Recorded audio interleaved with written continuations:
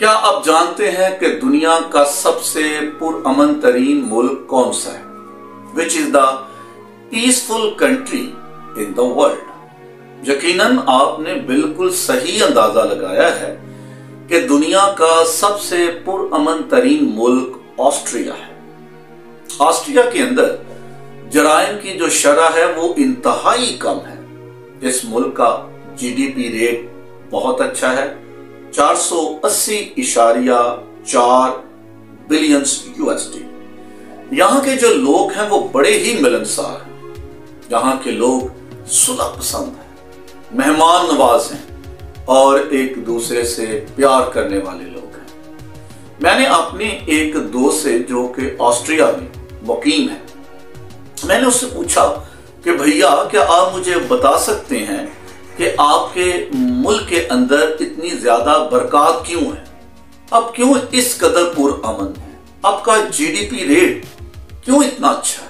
خوشحالی ہے، آپ ملنسار بھی ہیں، اس کی کیا وجہ ہے؟ تو اس نے مجھے بتایا کہ اس کی ایک خاص اور بنیادی وجہ ہے، یعنی کہ اندر کی بات جو میں آپ کو بتانے لگا ہوں۔ آپ بھی بہت ہی دھیان سے اس کو سنیں۔ اس نے مجھے بتایا کہ اس کی بنیادی وجہ یہ ہے کہ جب بھی ہمارے ملک کے اندر صدر، وزیر اعظم یا وزارت عظمیٰ کا کوئی افسر حلف لیتا ہے، جب اسے کوئی عہدہ دیا جاتا ہے تو حلف برداری کی اس رسم کے دوران ہم اسے ایک خاص شخصیت کے بارے میں ضرور بتاتے ہیں اور ان سے کہا جاتا ہے کہ آپ نے اس ذمہ داری کے دوران، اپنے کام اور ڈیوٹی کے دوران اس شخص کو ضرور ذہن نشین رکھنا ہے، آپ نے اس کردار پہ نظر ضرور کرنی ہے۔ میں بڑا حیران تھا کہ آخر یہ کون سا کردار ہو سکتا ہے۔ اس نے بتایا کہ بائبل مقدس کا یہ ایک خاص کردار ہے اور یہ خداوند یسوع مسیح کا شاگرد ہے۔ پاک کلام کے اندر خداوند یسوع مسیح کے 12 شاگردوں کا ذکر کیا گیا ہے۔ آپ حیران ہوں گے کہ یہ کون سا شاگرد ہے؟ تو میں نے اس سے پوچھا کہ یہ کون سا شاگرد ہے جس کے بارے میں آپ اپنے افسران کو بتاتے ہیں؟ تو اس نے مجھے بتایا خداوند یسوع مسیح کے اس شاگرد کا نام یہودا اسکریوتی ہے۔ میں نے اس سے پوچھا کہ اس کی وجہ کیا ہے؟ آپ کیوں اس شخص کے بارے میں بتاتے ہیں کہ اس کے کردار کو آپ نے سامنے رکھنا ہے؟ تو پھر اس نے مجھے اس کی وضاحت دی کہ ہم اس لیے اس شخص کے بارے میں کہتے ہیں کہ اس کے کردار کو ہمیشہ اپنے سامنے رکھیں۔ تو آئیں خداوند کے کلام مقدس میں سے یہودا اسکریوتی کے کردار پر ہم غور کریں، نظر کریں کہ آخر وہ کون سی خاص باتیں ہیں جن کو اگر آپ بھی ذہن نشین کر لیں گے تو آپ کا گھرانہ، آپ کا خاندان، آپ کا محلہ، آپ کا علاقہ، آپ کا چرچ بالکل اسی طرح برکات کو پانا شروع ہو جائے گا۔ خداوند کے کلام مقدس میں یہودا نام کے کئی اشخاص کا ذکر ہے۔ خداوند کے کلام مقدس کے اندر یہ بھی درج ہے کہ خداوند یسوع مسیح کے ایک بھائی کا نام بھی یہودا تھا، جس کے نام سے مکاشفہ سے پہلے ایک خط جو ہے وہ منسوب کیا گیا ہے۔ یاد رکھیے کہ ناموں کے اندر کچھ نہیں رکھا، انسان ہمیشہ اپنے کاموں سے جانا اور پہچانا جاتا ہے۔ یہودا کے تعلق سے بائبل مقدس کے اندر زیادہ وضاحت کے ساتھ بیان نہیں ہے۔ ہاں، اس کے باپ کے تعلق سے لکھا گیا ہے کہ اس کے باپ کا نام شمعون اسکریوتی تھا۔ یوحنا کی انجیل 6 باب اور 17ویں آیت کے اندر اس کے والد کا ذکر کیا گیا ہے اور اسکریوتی اس کو اس کے علاقے کی مناسبت سے یہ نام دیا گیا تھا۔ اگلی بات انتہائی اہم اور دلچسپ ہے کہ بالآخر یہودا خداوند یسوع مسیح کی شاگردیت میں کیوں آیا؟ اس بات کا اندازہ لگانا انتہائی مشکل ہے اور پیچیدہ ہے کہ یہودا اسکریوتی خدمت میں کیوں آیا تھا، اس کی وجہ کیا ہے، اس کی نیت کیا تھی، یہ کیوں خداوند یسوع مسیح کا شاگرد بنا۔ خداوند کے کلام مقدس میں یعنی کہ اناجیل کے اندر ہمیں چند شاگردوں کی بلاہٹ کے تعلق سے واقعات ملتے ہیں۔ کہ کس طرح خداوند نے انہیں بلایا، انہیں تربیت دی، ان کا چناؤ کیا اور پھر انہیں خدمت کے لیے معمول کیا۔ مگر اس شخص کے بارے میں ہمیں کچھ ذکر نہیں ملتا کہ یہ کیوں خداوند یسوع مسیح کی شاگردیت میں آیا تھا۔ ہاں، مگر ایک بات انتہائی واضح ہے اور صاف ہے جو کہ مقدس یوحنا نے بیان کی ہے۔ یوحنا کی انجیل 12واں باب اور اس کی 4 آیت اور 13واں باب اور اس کی 29ویں آیت۔ یہاں لکھا ہے کہ یہودا اسکریوتی جو ہے یہ حساب کی کتاب میں انتہائی ماہر تھا، اس لیے اس کو خداوند یسوع المسیح کے رسولوں کا خزانچی مقرر کر دیا گیا تھا۔ ایک خاص تھیلی جو ہے وہ اس کے پاس موجود رہتی تھی، اور خداوند یسوع المسیح کی ساری جو گوسپل منسٹری ہے اس کا خزانچی یہودا اسکریوتی تھا۔ مقدس یوحنا بیان کرتا ہے کہ یہ جو آدمی ہے یہ لالچی تھا، اور اس کی نظر جو ہے ہمیشہ اس تھیلی پر رہتی تھی۔ جب ہم خداوند کے کلام مقدس میں سے متی کی انجیل کے بارے میں پڑھتے ہیں، مرکز کی انجیل میں دیکھتے ہیں، تو وہاں ایک واقعہ ہے جو عید فصح کے دوران وقوع پذیر ہوا۔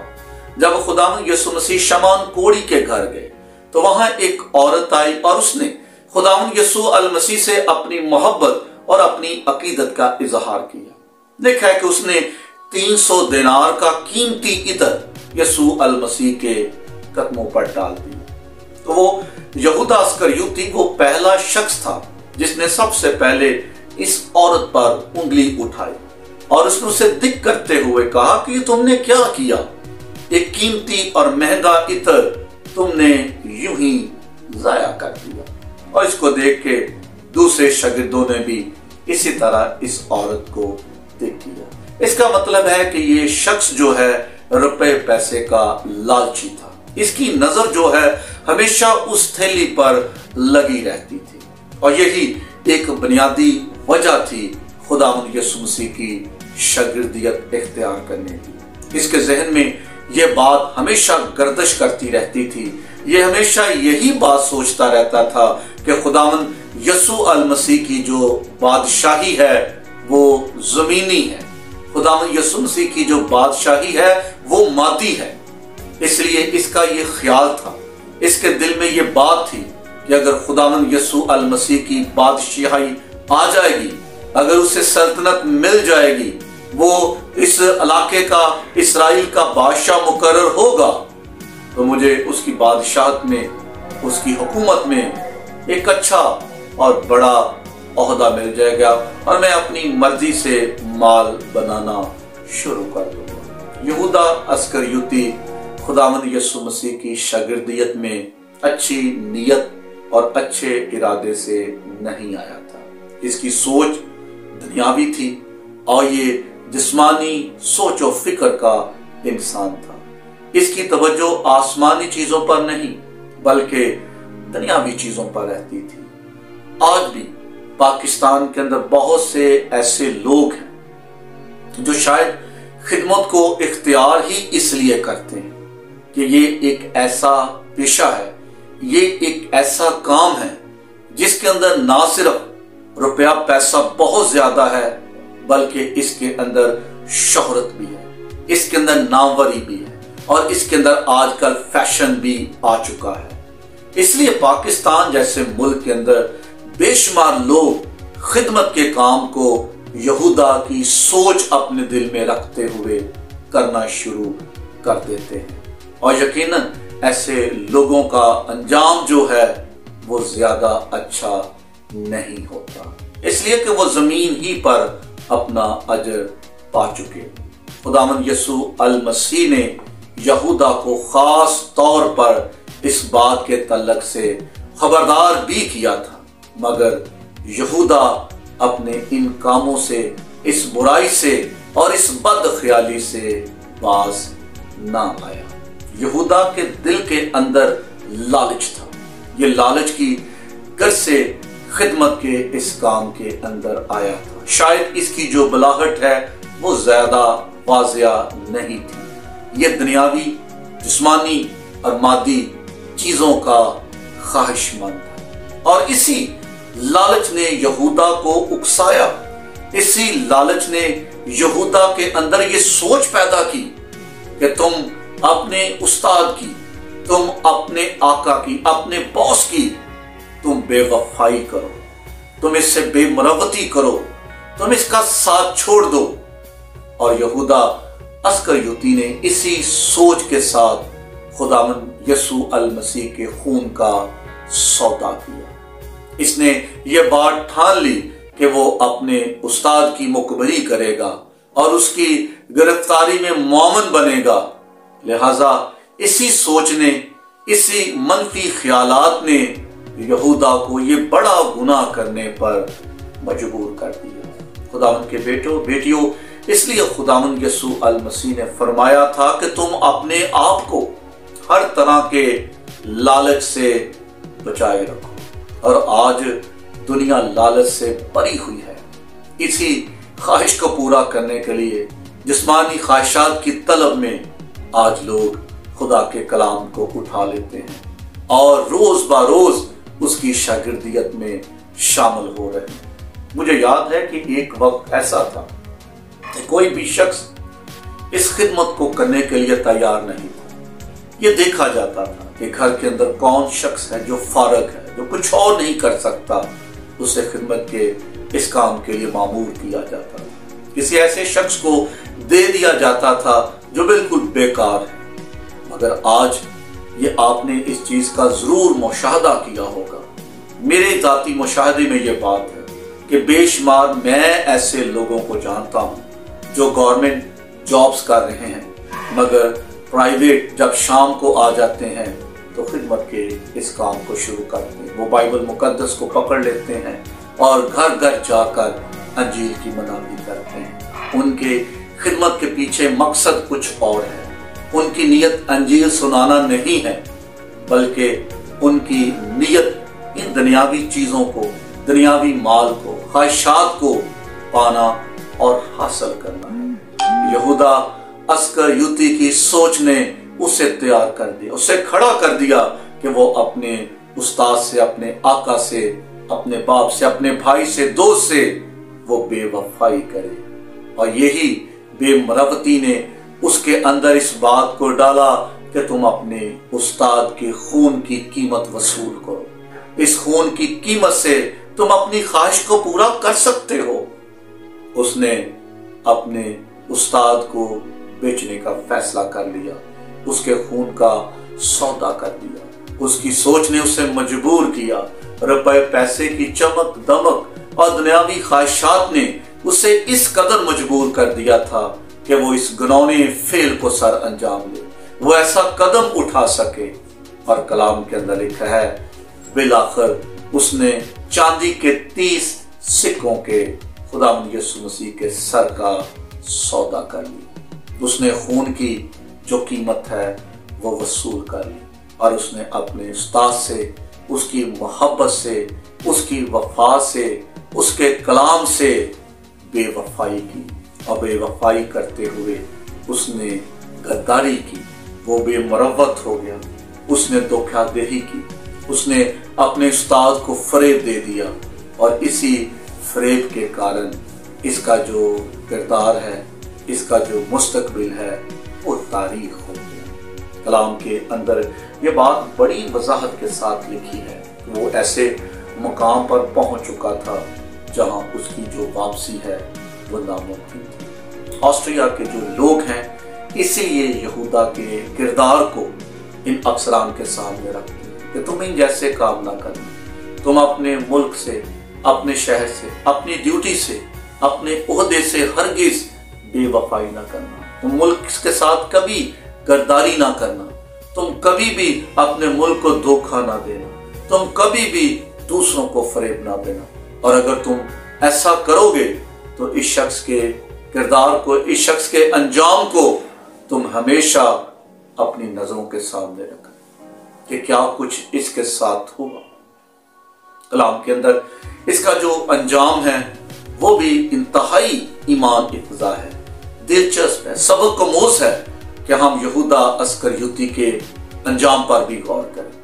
کلام کے اندر لکھا ہے کہ اسی رات اس کے دل کے اندر اس بات نے جنم لیا، اس کے دل کے اندر یہ خیال آیا کہ میں نے ایسا گناہ کر لیا ہے جس کی معافی نہیں ہے، اب میں کیا کروں؟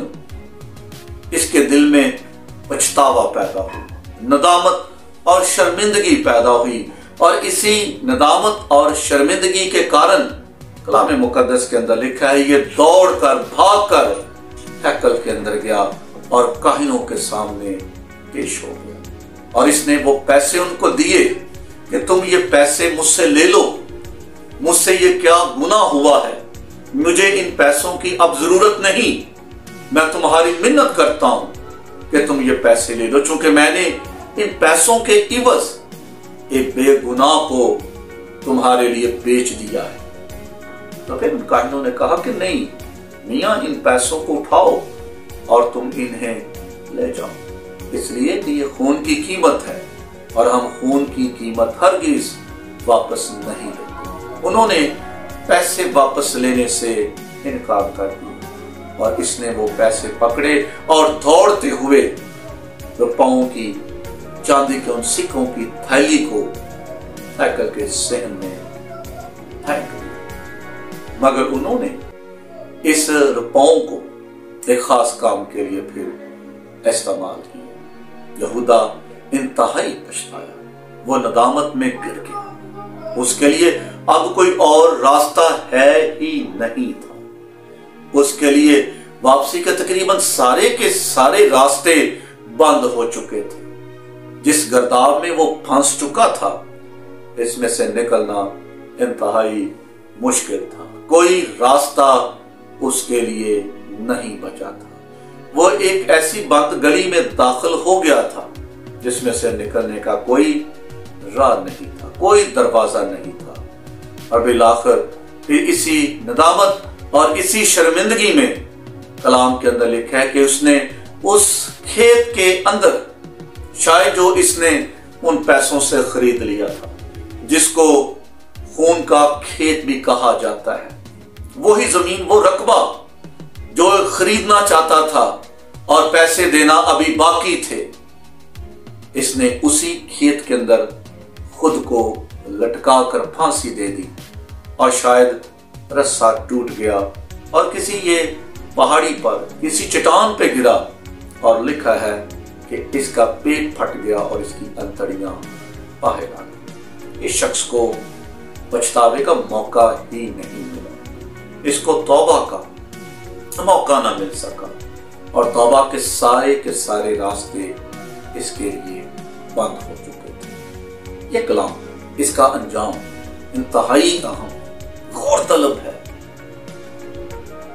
اس دنیا میں رہتے ہوئے ہمیں بھی بے شمار آزمائشوں کا سامنا کرنا پڑتا ہے، مگر یاد رکھیے کہ جب بھی کوئی بڑی آزمائش آپ کے سامنے آ جاتی ہے تو یہودا اسکریوتی کے کردار کو ہرگز نہ بھولیں، کبھی بھی لالچ کر کے کوئی ایسا گناہ اپنی زندگی میں نہ کریں، اور یاد رکھیے کہ جو پیسے آپ لالچ کی زد میں آ کر، جو پیسے کسی کا خون کا سودا کر کے، وہ پیسے جو کسی کا حق مار کر آپ لے لیتے ہیں، وہ پیسے پھر آپ کے استعمال میں نہیں رہتے۔ یہودا کی خواہش تو تھی کہ وہ پیسے حاصل کرے اور اس سے زمین، اس سے گھر، اس سے کھیت خریدے، مگر یہ گھر، یہ زمین اور یہ کھیت اسی کے کسی کام نہ رہا، اس کو موقع ہی نہ ملا کہ یہ اسے استعمال کر سکے۔ اور لکھا ہے کہ یہ زمین، یہ کھیت جو اس نے خون کے عوض خریدا تھا، خون کا سودا کر کے لیا تھا، یہ قبرستان کی صورت اختیار کر گئی، یہ بے نامی زمین بن گئی، یہودا کے کسی کام نہ آ سکی۔ اس لیے یہودا اسکریوتی کا کردار، اس کا کام اور اس کا انجام بہت ہی سبق آموز ہے۔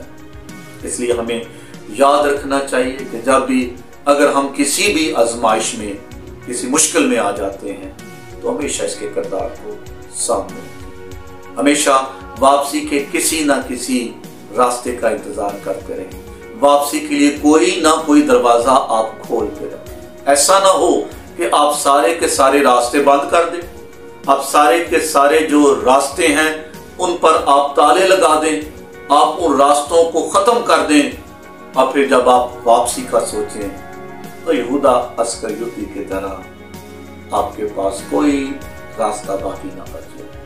ایسے لوگوں کا انجام یقیناً پھر یہی ہوتا ہے، لالچ سے، حق تلفی سے، لوٹ مار سے، خون کر کے جو دولت آپ اکٹھی کرتے ہیں، یاد رکھیے وہ دولت آپ کے کسی کام نہیں آتی، وہ چیزیں آپ کے استعمال میں نہیں ہوتی، وہ آپ کے بچوں کے استعمال میں نہیں رہتی۔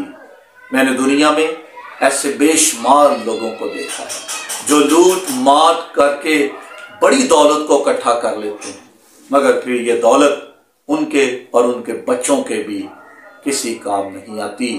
یہ بے نامی زمین، یہ بے نامی جگہ، یہ بے نامی رقبہ بن جاتی ہے۔